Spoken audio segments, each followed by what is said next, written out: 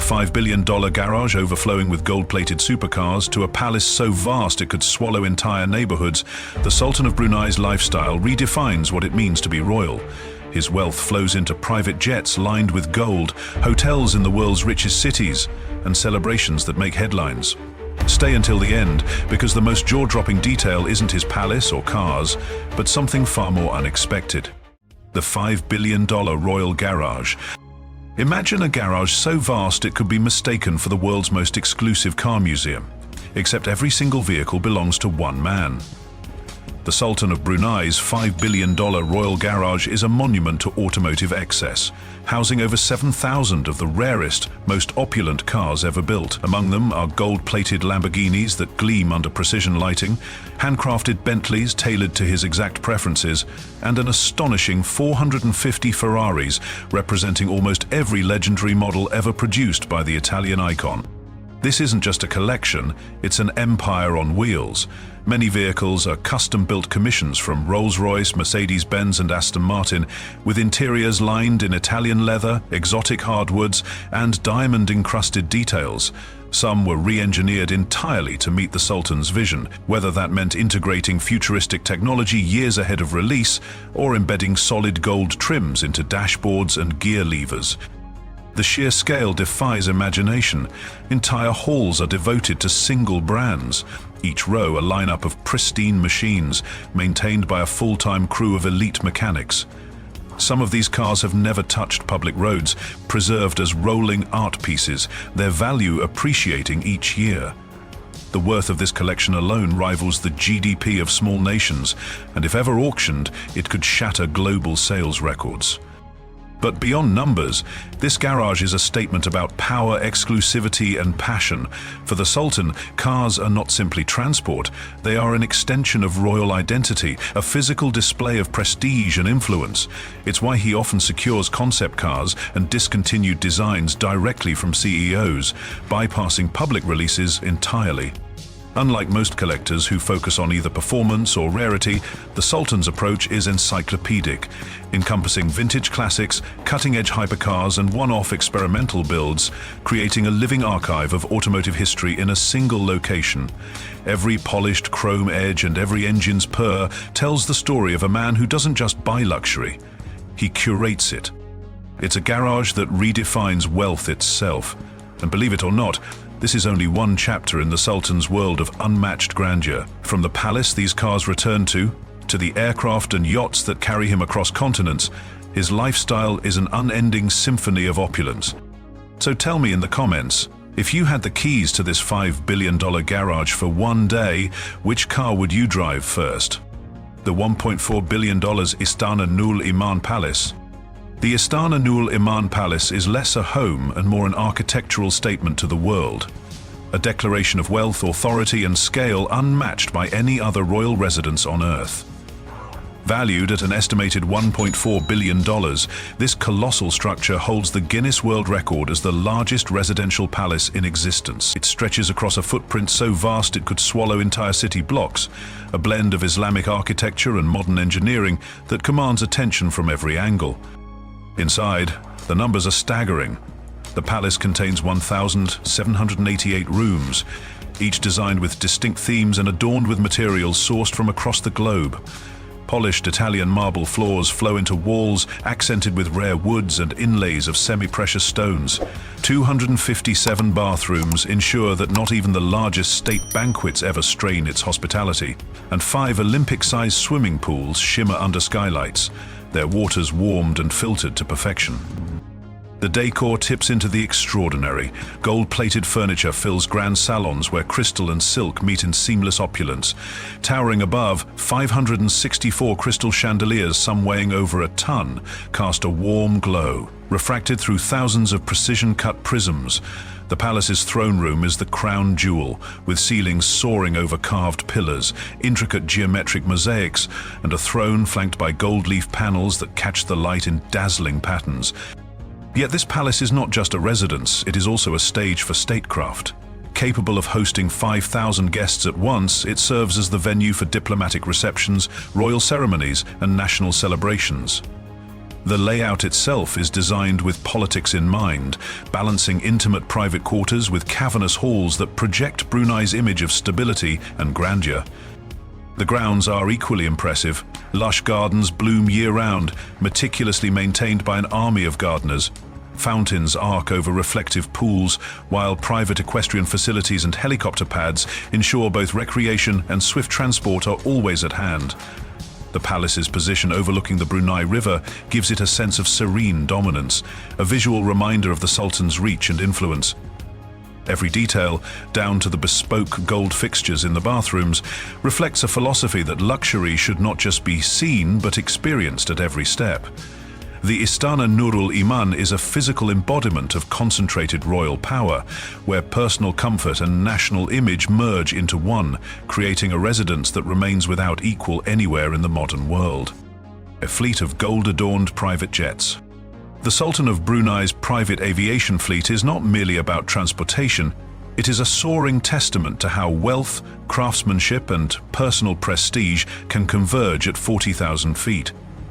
At the center of this airborne empire is his Boeing 747-430, a wide-body jet valued at well over $100 million before even factoring in the lavish customizations. Once inside, you are greeted by interiors dripping in solid gold accents, from door handles to bathroom fixtures, alongside crystal chandeliers that dangle above like something from a royal ballroom rather than an aircraft cabin. The walls and seating are upholstered in the finest Italian leather, stitched by hand with intricate gold thread embroidery designed to match the Sultan's personal crest.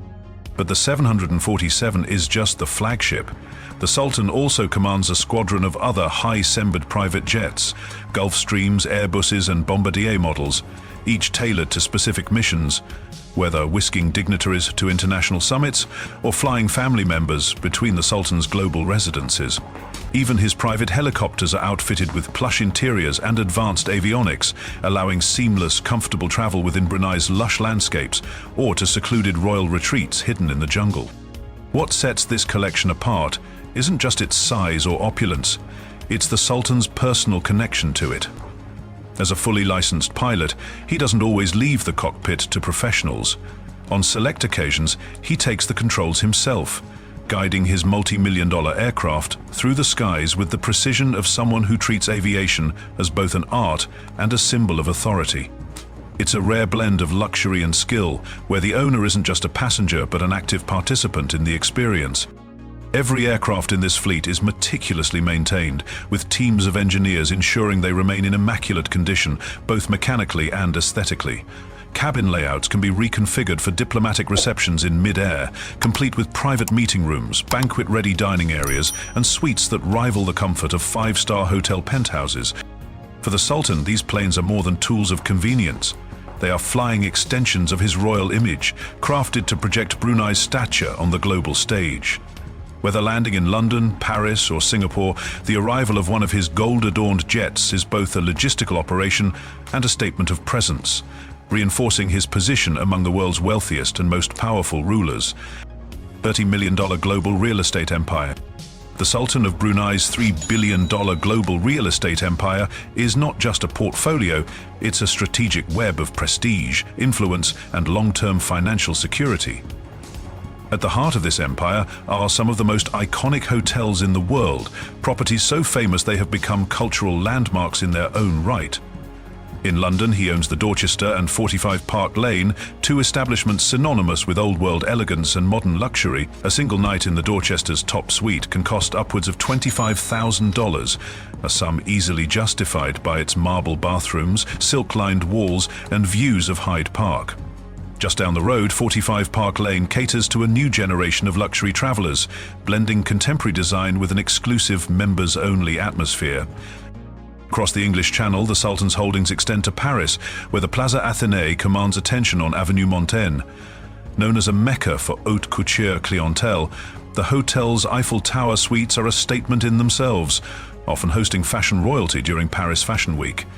With rooms dripping in silk drapes, baccarat crystal chandeliers, and rare Italian marble, it's the type of property where luxury is woven into every square inch. On the other side of the Atlantic, the Beverly Hills Hotel, also known as the Pink Palace, is a Hollywood institution. For decades, it has been the discreet playground of film stars, studio executives, and global billionaires.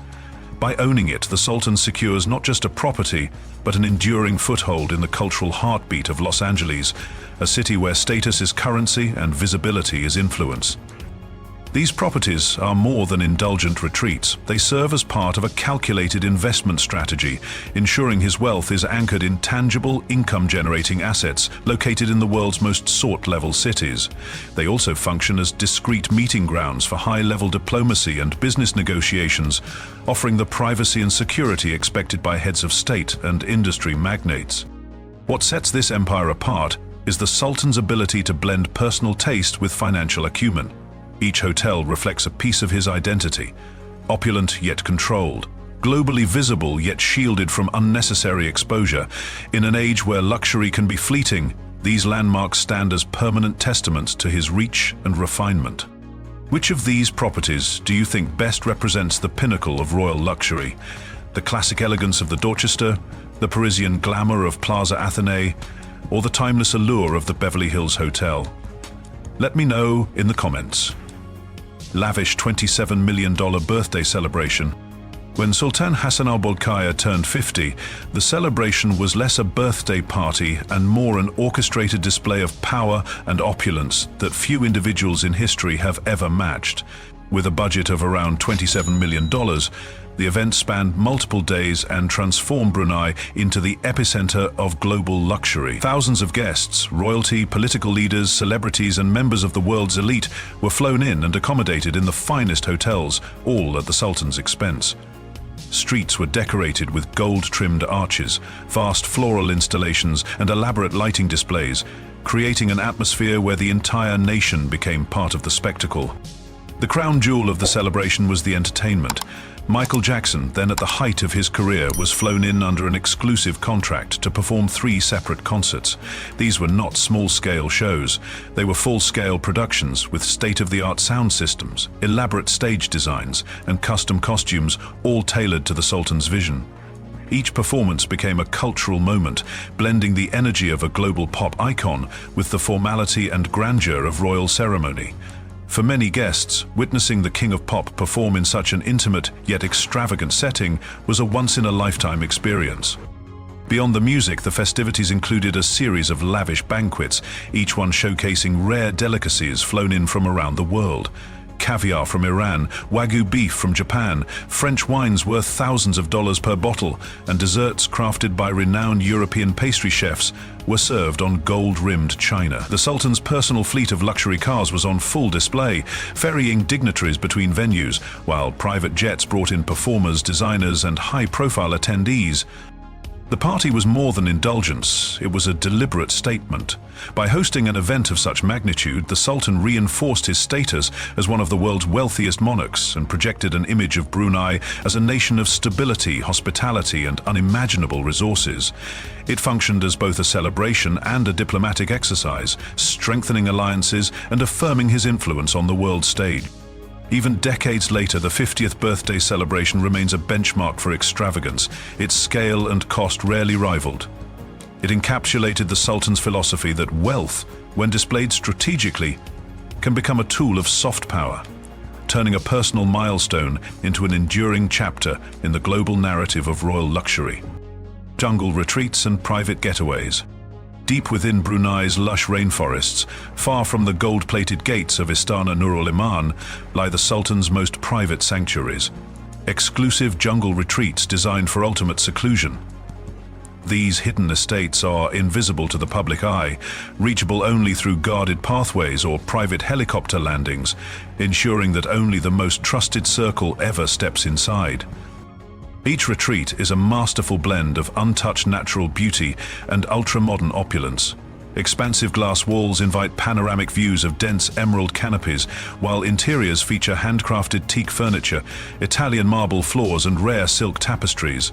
State-of-the-art climate control systems maintain perfect comfort despite the tropical humidity, and private infinity pools seem to pour directly into the surrounding jungle.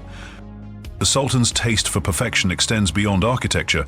These villas are equipped with advanced security systems, including biometric access points and AI-powered surveillance, ensuring that privacy is absolute. Staff are hand-picked from the palace's elite service team, trained to anticipate needs before they are spoken. But luxury here is not just material, it's experiential. Gourmet kitchens serve menus curated by internationally renowned chefs, flown in for special occasions. Private spas offer treatments using rare botanicals sourced from the surrounding rainforest, blending traditional Bruneian healing practices with modern wellness science. Even leisure is elevated. Secluded trails lead to hidden waterfalls, while indoor cinemas rival those in the palace, stocked with an extensive library of films. For the Sultan, these retreats serve as more than escapes. They are power sanctuaries. In these hidden estates, away from state affairs, he can host confidential meetings with world leaders or entertain guests with a kind of intimacy and discretion that billion-dollar palaces cannot provide. The cost of maintaining such secluded luxury is immense, but in a life defined by abundance, these jungle hideaways represent something rarer than gold: absolute peace, wrapped in the most exclusive form of comfort imaginable. Wardrobe of gold and diamonds. Among Sultan Hassan al-Bolkiah's many displays of extreme wealth, his wardrobe stands as a personal statement of power and prestige. His military uniforms are not mere ceremonial attire. They are hand-embroidered with real gold thread and adorned with diamonds, transforming each appearance into a dazzling symbol of authority. Every stitch is crafted to perfection, blending the gravitas of his role as Brunei's ruler with the opulence that comes naturally to one of the world's richest monarchs. Beyond the uniforms, the Sultan's collection of designer suits rivals the most exclusive fashion archives on the planet. Tailored by some of the world's top luxury houses, these pieces are cut from the finest fabrics, often customized with embellishments and finishes that push their value far above standard couture pricing. It's said that the combined worth of his royal jewelry collection and bespoke clothing reaches well into the tens of millions, with rare gems, antique pieces, and specially commissioned designs forming a vault of wearable history. Jewelry plays a prominent role in the Sultan's public image. From diamond-encrusted cufflinks to gold ceremonial swords and gem-studded royal headpieces, each accessory serves as both an adornment and a political signal. In royal culture, such items are more than decoration. They are part of the language of power, subtly reinforcing his status at every state function or diplomatic meeting. This meticulous attention to attire is not vanity alone. In an absolute monarchy, the ruler's presentation is a carefully orchestrated performance. Clothing becomes an extension of the palace itself, embodying Brunei's wealth, heritage, and international influence. Just as Istana Nurul Iman, his $1.4 billion palace, reflects architectural grandeur, his wardrobe showcases a living form of craftsmanship, heritage, and financial might. It's a reminder that in the Sultan's world, even a suit or a ceremonial uniform can be as much a declaration of power as an army, or as priceless as the crown itself. $240,000 annual haircuts. When it comes to personal grooming, Sultan Hassan al-Bolkiah takes luxury to a level few could imagine. His haircuts, simple in style but extraordinary in execution, cost an estimated $240,000 per year. The reason? His personal barber, Ken Modesto, is flown in from the Dorchester Hotel barbershop in London for every single trim. First-class flights, five-star accommodations, and the exclusivity of serving one of the world's richest monarchs turn an ordinary grooming session into a six-figure annual expense. This is not about the cut itself, it's about control, consistency, and presentation. In Brunei's royal court, image is a strategic tool, and every detail, down to the way a strand of hair falls, is part of the Sultan's carefully maintained authority. Having the same trusted barber ensures that no element of his appearance is left to chance. The ritual reflects a broader philosophy that runs through the Sultan's life. If something can be perfected, it will be, no matter the cost. Just as his $1.4 billion Istana Nurul Iman Palace is maintained with obsessive precision, his personal grooming mirrors that same attention to detail. This perfectionism reinforces his role not just as a political leader, but as the embodiment of Brunei's wealth and stability. It also sends a subtle message to those around him. Nothing is too small to be elevated to the highest standard. In a world where leaders are constantly photographed and scrutinized, such meticulous care becomes an investment in legacy, as much as in appearance. And while $240,000 haircuts may seem excessive, in the context of a $30 billion fortune, it is a fraction of the annual spending that keeps the Sultan's image and influence impeccably polished. If you were in his position, would you see this as an indulgence or a necessity? Let me know your thoughts in the comments. We've just journeyed through the Sultan of Brunei's world, a realm where billion-dollar palaces, fleets of gold-adorned private jets, and thousands of exotic cars form only part of the story. His extravagant parties, opulent wardrobe, and even $240,000 annual haircuts prove that, for some, luxury extends to every moment of life. Yet behind the grandeur lies a ruler whose influence spans continents. If you enjoyed uncovering the rare details of this trillionaire lifestyle, make sure to like this video and subscribe to our channel for more untold stories of the world's richest and most powerful. There's always more behind the gates of fortune.